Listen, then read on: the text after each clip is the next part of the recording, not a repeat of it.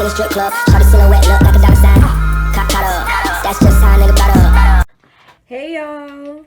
So today I will be telling y'all, as you see in the title, I'll be telling y'all a story time. So once upon a time with Mother Goose T. But yeah, this story actually takes place my freshman year of college. I mentioned in like the last videos, if you haven't watched it, go and watch it. It's up. It's up there. It's up. It's up there.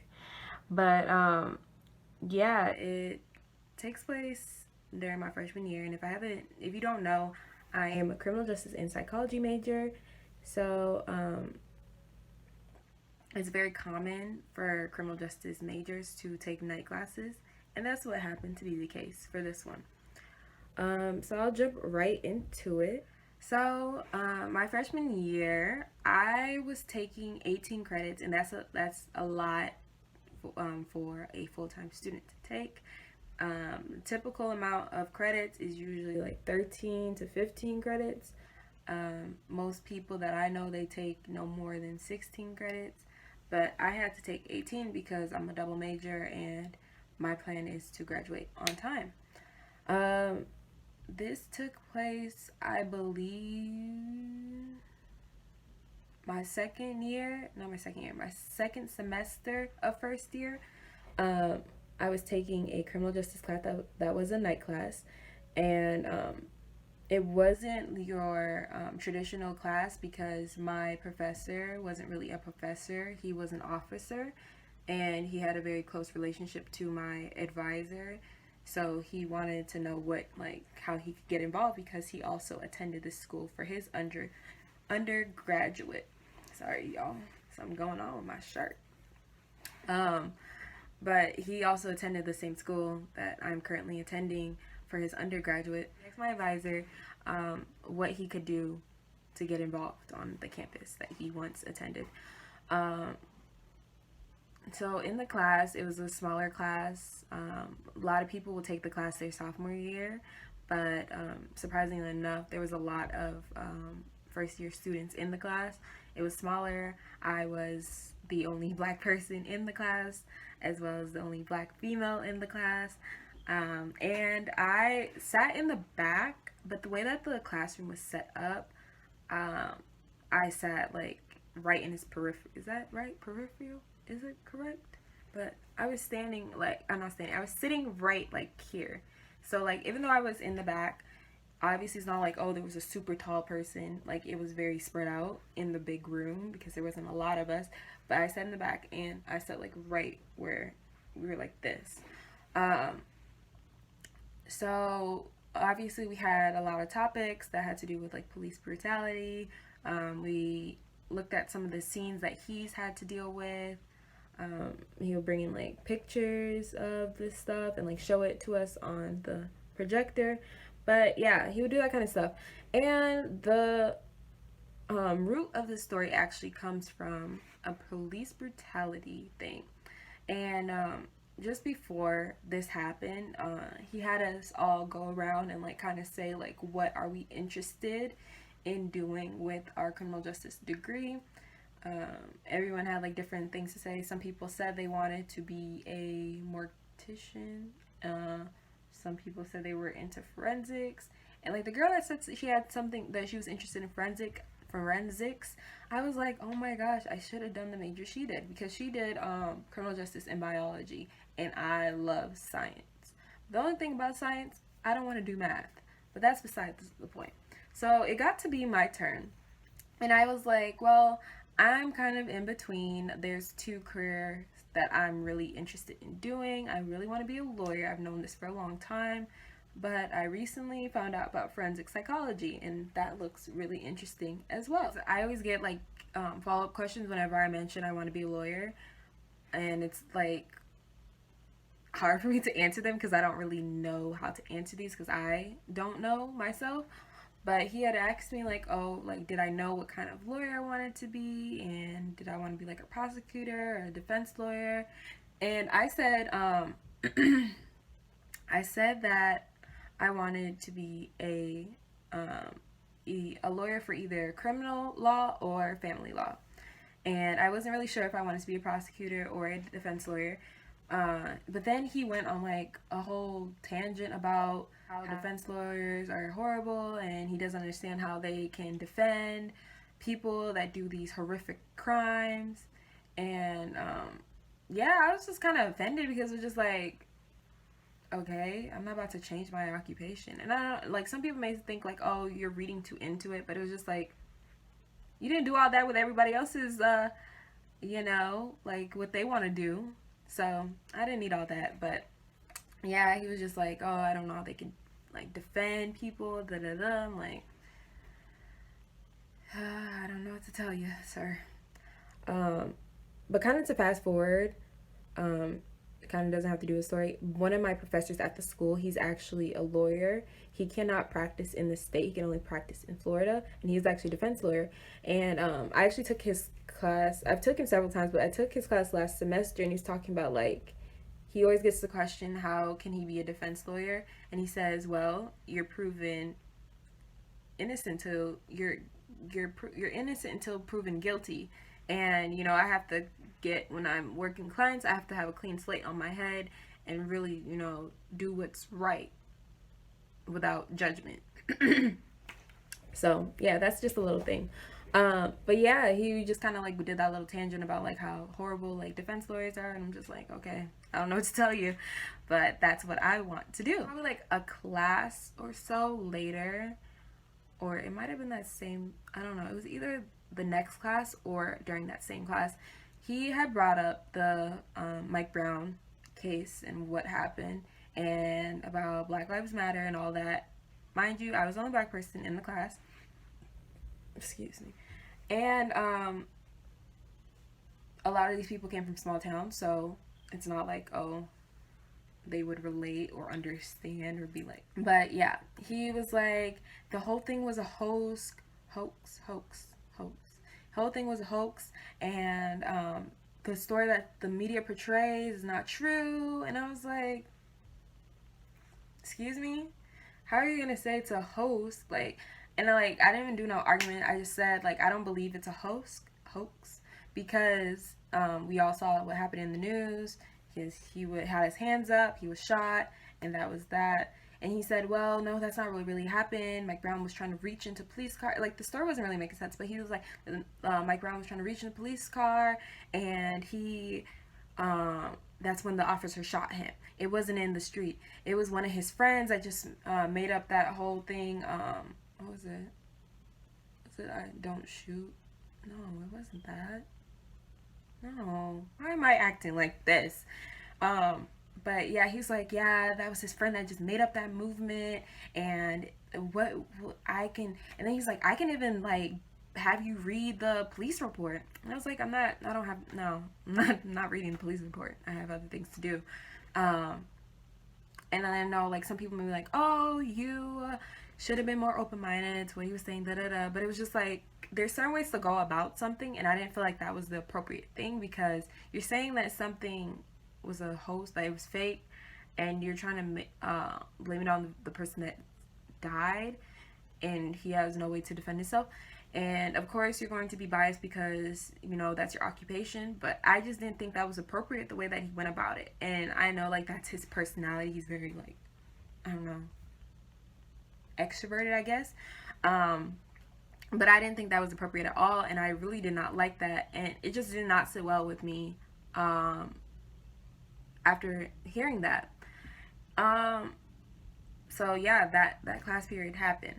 Then the next class period, he had mentioned it again. Like, he mentioned the fact, oh, like, it was fake, da da da. So I was telling my other friends that were seniors on campus, and they were telling me, like, that's something I should definitely address, since it's bothering me. And I also wanted to get insight from like other people I knew on campus that took that class, that were like upperclassmen, just to like know, like, am I tweaking, or like, have y'all heard this too? And they were just like, yeah, like he said that too during our class period, during when we took his class. But yeah, I think he's pretty cool. I'm just like, okay. And y'all didn't like speak up. Nobody like spoke. All the people I told, they didn't speak up, and I was just like, oh, okay, well that's y'all. But I'm not really with that. So yeah, that happened, and I went to a um, diversity conference that they have every year, and the lady that at one of the what is it called, workshops, she was telling me, well, she wasn't telling me specifically, but she was telling us as a group that she had an issue with a professor. And I was like, this kind of speaking to me. I'm glad I walked into this workshop, because this is like what I'm going through. And she's like, she had an issue with the professor, and it got so bad that she had to tell the human resources, I believe, about the conflict, and that was resolved. So that was that. So at the end of her whole presentation, we were all like walking up to her, just talking to her, because she actually was on the Steve Harvey show. She did her dissertation on A Different World, the show, and yeah, so we were just asking her about that. She actually brought in like the dissertation in like a binder and everything. We could look through it, and I was like, oh, okay.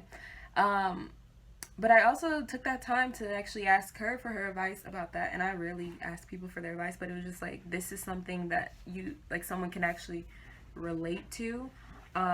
This is something that someone can relate to, so it's just nice that I can kind of get an insight of what I should do next. So I asked her about it, and she said that the best thing to do is actually talk to my advisor and just kind of do like a sit down and talk about it, instead of just going directly to human resources. So that's what I did. So I went to my advisor. Well, I emailed my advisor and said, "Hey, can we have a conversation, including the officer as well?" And I was kind of just offended by this situation. I would feel more comfortable if you were there presently. She said, "Okay." We set up the thing. We set up the meeting before, like an hour or 30 minutes before class. An hour or so before class, and he was there. I was in there, and then my advisor was also in there. The way that the meeting went, I explained how I was feeling. He said that he didn't mean any harm, that he was just genuinely passionate about advising me to read the police report or whatever. And after the meeting, I didn't really feel like I got much from it, like, and I'm the type of person, like, I don't want a sorry or anything like that. I don't want an apology. I don't want nothing like that. I want acknowledgement and of this situation, and also that someone has been changed, like some type of outcome within yourself has happened.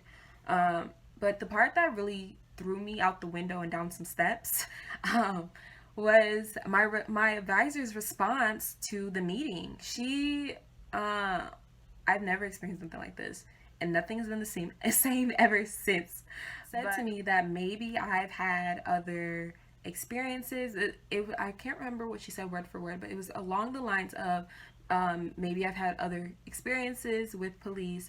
That I had other experiences with police is the reason why, which is the reason why I felt a way about what he said. My God, I can't. I am disgusted. And I was like, what? Huh? Like, what? The only experience I've had with police is DARE. If y'all don't know what DARE is, this may look familiar to you.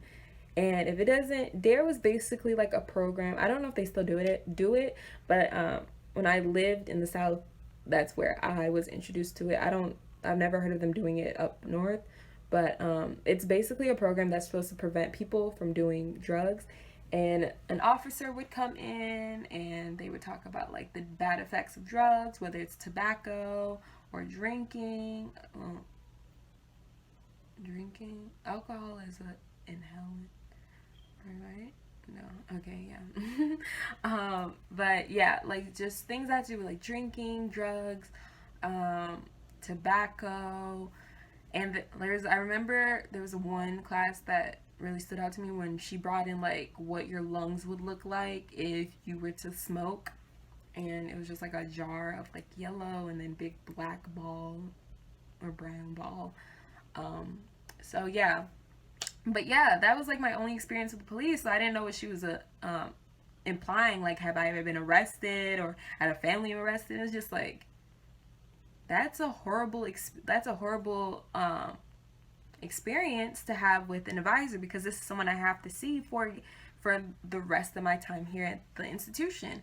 So it's like, I understood why that happened, because there was that favoritism of her having a friendship with the officer, so they knew each other for a while. So of course I didn't expect her to defend me or anything like that, but I didn't expect her to now approach me and assume that I had a prior experience with the police.